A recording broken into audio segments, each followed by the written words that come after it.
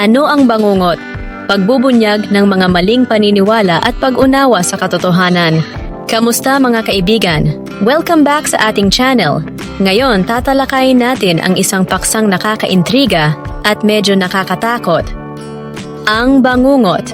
Marahil ay narinig mo na ito o baka naranasan mo pa. Pero ano nga ba ang bangungot? Totoo ba itong kondisyon sa medisina o isa lang nakakatakot na kwento? Sa video na ito, bubusisiin natin ang siyensya sa likod ng bangungot. Babasagin ang ilang karaniwang maling paniniwala at tutulungan kang maunawaan ang katotohanan tungkol sa misteryosong pangyayaring ito. Welcome sa Mind Your Body channel.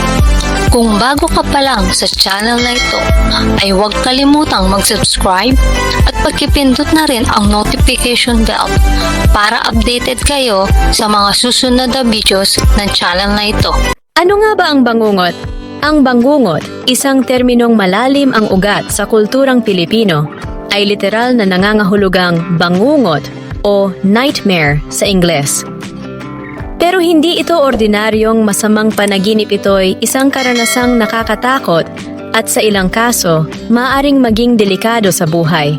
Isipin mong magising ka sa kalagitnaan ng gabi, nahihirapang huminga, may mabigat na pakiramdam sa dibdib, at nakakaramdam ng matinding takot.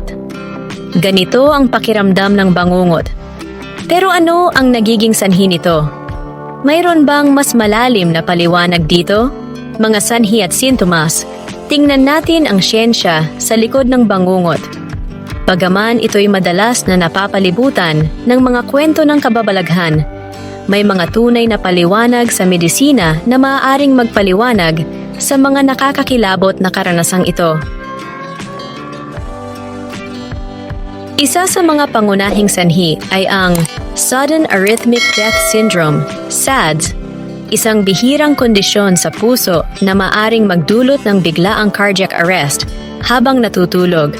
Isa pang posibleng sanhi ay ang acute hemorrhagic pancreatitis, isang malubhang kondisyon kung saan ang pancreas ay namamaga at dumudugo. Nariyan din ang Sudden Unexplained Death Syndrome, SUDS, na laganap sa Timog Silangang Asya, kabilang na ang Pilipinas. Ang mga sintomas ng bangungot ay maaaring kabilang ang biglaang paggising na may hirap sa paghinga, pakiramdam ng pagsakal o matinding bigat sa dibdib, matingkad na bangungot o nakakabagabag na panaginip, pagiging balisa at magulo habang natutulog, matinding pagpapawis at mabilis na tibok ng puso. Ang mga sintomas na ito ay maaaring nakakatakot at hindi dapat balewalain, lalo na kung paulit-ulit na nangyayari. Pagbubunyag ng mga maling paniniwala. Ngayon, talakayin natin ang ilang maling paniniwala tungkol sa bangungot. Maling paniniwala number 1. Ang bangungot ay dulot ng masamang espiritu na tinatawag na batibat. Ang paniniwalang ito ay malalim na nakaugat sa kulturang Pilipino, kung saan sinasabing isang espiritu na tinatawag na batibat ang umuupo sa dibdib ng tao, kaya't sila'y nasasakal. Gayunpaman, walang ebidensya sa agham na sumusuporta sa pag-iral ng ganitong espiritu. Ang bangungot ay isang pangyayaring medikal, hindi kababalaghan. Maling paniniwala number 2. Ang bangungot ay sa mga Pilipino lamang nangyayari, bagaman ang terminong bangungot ay tiyak na sa kulturang Pilipino. May mga katulad na pangyayari na naiulat sa iba't ibang bahagi ng mundo. Sa Thailand, ito ay tinatawag na Lai Thai, at sa Japan, ito ay kilala bilang Pokuri. Ipinapakita nito na ang bangungot ay hindi eksklusibo sa mga Pilipino, kundi maaaring mangyari sa iba't ibang kultura, sa iba't ibang pangalan. Maling paniniwala number 3. Ang bangungot ay palaging nakamamatay.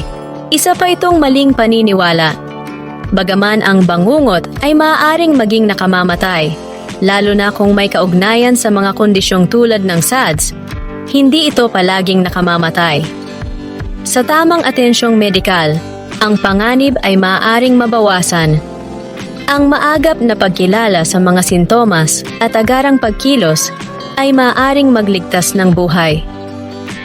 Ang bangungot ay higit pa sa isang nakakatakot na bangungot. Ito ay isang seryosong kondisyon na nangangailangan ng kamalayan at atensyong medikal. Kung ikaw o ang kakilala mo ay nakakaranas ng mga sintomas na ito, huwag mag-atubiling kumonsulta sa isang profesional sa kalusugan sa pamamagitan ng pag-unawa sa siyensya sa likod ng bangungot at pagbasag sa mga maling paniniwala. Maaari nating harapin ang pangyayaring ito ng may kalinawan at malasakit sa halip na takot. Tandaan, ang susi sa mas malusog na buhay ay nasa balanseng nutrisyon at maingat na mga desisyon. Mahalaga ang pagkonsulta sa isang profesional sa kalusugan o dietitian para sa personal na payo at karagdagang kaalaman. Huwag kalimutang mag-subscribe para sa higit pang mga tips tungkol sa kalusugan at kagalingan. Hanggang sa susunod na pagkakataon, mag-ingat kayo at manatiling malusog. God bless sa ating lahat.